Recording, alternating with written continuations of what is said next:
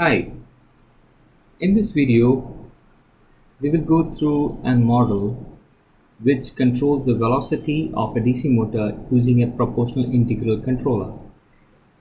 So on the right hand side in the model you see the mathematical description of the DC motor setup. I'm using a velocity actuator whose output is connected to a spring damper model attached with a friction and followed by a transmission gearbox, which is a lossy model.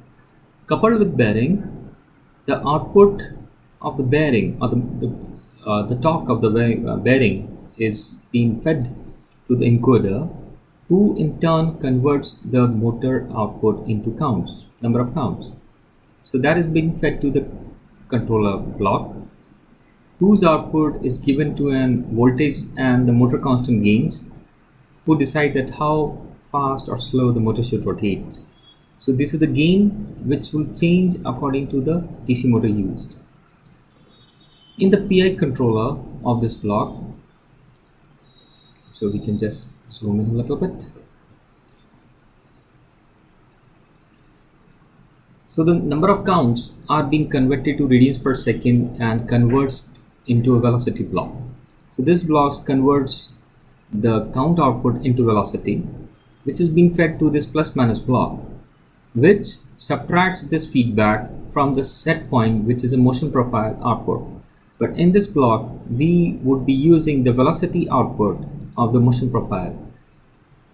So after subtraction we get an error which is given to an PI controller, and this is being given to an output. In between we find a signal limiter.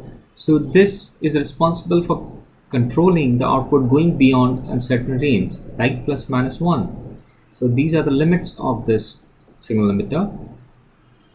On the top side you see a feed forward block which takes the oscillation input from the motion profile and tries to account for the oscillation at the output. So any sudden oscillations would be decomposed. So let's download this model and see how does it behaves. So you can see the simulation output. I just reset the simulation and run again. So you can see the green one, which is the reference velocity, and the purple one is the simulated velocity profile output of the motor. Let's download this model.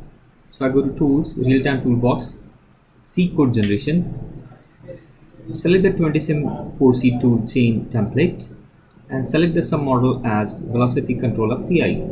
Say OK.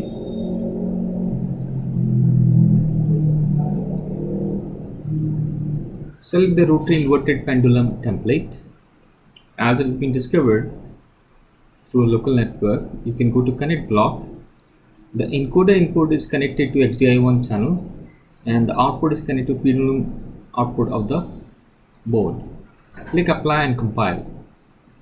So once the compilation is over, you can go to command block and click apply to make it green. So these are the step time interval of the algorithm which will be executed on the ARM9 board.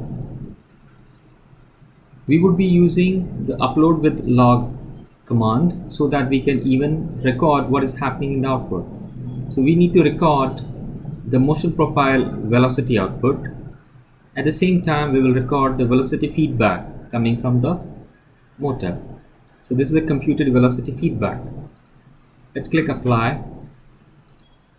Now let's run this model. So you can see the setup. So I have removed the horizontal shaft for the safety purpose. Otherwise you can imagine if it rotates at very high speed, it may damage the entire setup. So let's run this. So you can see it rotates to a certain acceleration and velocity and stops. So you can see that this output is as good as output of your simulation one. Okay, thank you very much.